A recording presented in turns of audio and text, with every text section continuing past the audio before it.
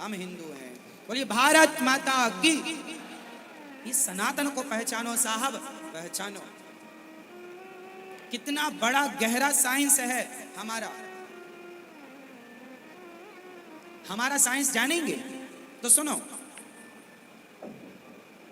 एक पुस्तक है हमारे यहाँ सनातन धर्म में, बृहद बकहड़ा चक्रम, उसमें लिखा है, देखिए साइंस कितना गहरा हमारा है।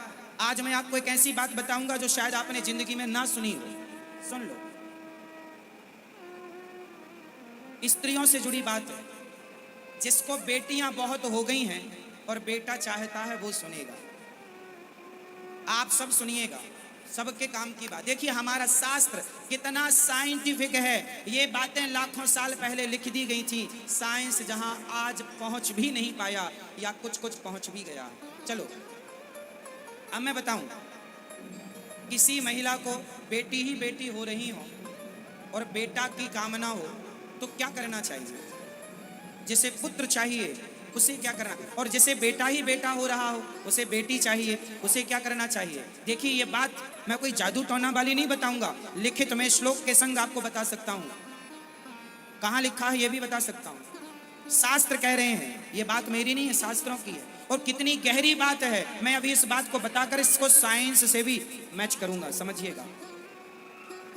अब किस दिन गर्भाधान करने से लड़की होती है और किस दिन गर्भाधान करने से लड़का होता है, हमारे शास्त्र ये सब बताते हैं। सुनो, स्त्री का जब रजो दर्शन स्टार्ट होता है, जिसे कहते हैं पीरियड, जिसे कहते हैं मासिक धर्म, शास्त्र कहते हैं कि स्त्री का जो मासिक धर्म स्टार्ट होता है उस दिन से, वो पहला दिन से 4 रातें छोड़ दीजिए, 4 रातें छोड़ दीजिए। यदि 5वीं रात को यदि गर्भाधान हो गया तो बेटी होगी। 5 मतलब संख्या विषम, 5 मतलब संख्या विषम, और 6ठी रात को गर्भाधान हुआ तो बेटा होगा। सम संख्या में गर्भाधान ये शुरू कब होगा? जिस दिन महिला का टाइम स्टार्ट हुआ है, पीरियड, उस दिन से पहली रात, दूसरी रात, तीसरी रात, चौथी रात छोड़ के 5वीं रात गर्भाधान हुआ तो बेटी, 6ठी रात हुआ बेटा, 7वीं रात हुआ बेटी, 8वीं रात हुआ बेटा, 9वीं रात हुआ बेटी, 10वीं रात हुआ बेटा, 11वीं रात हुआ बेटी, 12वीं रात हुआ बेटा, सिर्फ 12। मासिक धर्म स्टार्ट होने से 16 दिन, जिसमें 4 दिन तो अशुद्धि के छोड़ दीजिए, बचे 12। इन 12 दिन में ही संतान उत्पन्न होने का विशेष समय होता है। ऐसा हम नहीं, शास्त्र कह रहे हैं। अब देखिए शास्त्र ये सम संख्या में लड़का और विषम संख्या में, समझ लो काम आएगा भविष्य में। सम संख्या में गर्भाधान क्या देगा? बेटा, और विषम संख्या में गर्भाधान क्या देगा? बेटी। ये तो रही बात। अब मैं इसको साइंस से जोड़ता हूं। साइंस कितनी गहरी है समझिएगा। लड़की स्त्रियां जब मासिक धर्म से 4 दिन बाद जब वो बाहर निकलती हैं, अर्थात जब वो उनका मासिक धर्म समाप्त होता है, उसके बाद जो पहला दिन होता है, जैसे 4 दिन स्त्री शुद्ध हो गई और 5वां दिन, पहले 5वां दिन है, उस दिन उसके शरीर में वह तत्व तैयार होंगे जिससे पुरुष का संयोग होने से कन्या ही जन्म लेगी। कन्या के विषाणु तैयार होंगे और दूसरे दिन मतलब 6ठे दिन पुरुष तैयार हो जाएगा, मतलब पुरुष के विषाणु।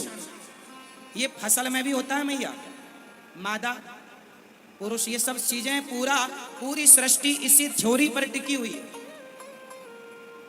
पूरा संसार इसी पर टिका हुआ है। वो स्त्री के अंदर ही क्षमता होती है कि वो स्त्री रूप में एक्सेप्ट करेगा उसका। कहते हैं पुरुष का तेज स्त्री के गर्भ में जब जाता है तो स्त्री का रज पुरुष के तेज में मिलकर, वो जो रज होता है स्त्री के अंदर भी एक तत्व पाया जाता है। वह तत्व 5वें दिन स्त्री रूप में होता है, 6ठे दिन पुरुष हो जाता है। 7वें दिन क्या है, जो हमारे सेल्स होते हैं ना, बनते और बिगड़ते रहते हैं। तो स्त्री का सेल्स बिगड़ गया फिर बना, वो पुरुष का बनेगा, फिर वो बिगड़ गया, तीसरा तैयार होगा वो। इसलिए एक दिन छोड़ एक दिन छोड़, एक दिन स्त्री का एक दिन पुरुष का, एक दिन स्त्री का एक दिन पुरुष का। इससे देखिए साइंस, आज साइंस यदि पता लगाएगी तो आज लगा चुकी है। तो यही साइंस भी कहती है कि जब स्त्री के अंदर एक तत्व ज्यादा होता है तो बेटी का निर्माण एक तत्व ये ज्यादा होता है, और जब दो तत्व हो जाते हैं तो जुड़वा संतान हो जाती है। जुड़वा संतानें कैसे होती हैं? एक ही भाग दो भागों में, स्त्री और पुरुष का तत्व मिलकर जब दो भागों में पेट के अंदर किसी कारणवश डिवाइड हो गया तो दो संतान की तैयारी चालू हो गई पेट के अंदर। ये साइंस है, ये साइंस जो आज बता रहा है, हजारों साल पहले हमारे ऋषि मुनियों ने बता दिया।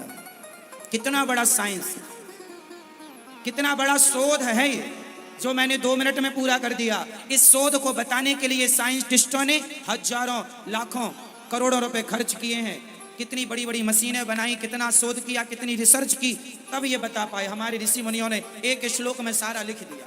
क्यों? शोध करके, यूं हवा में नहीं लिख दिया, शोध करके लिखा।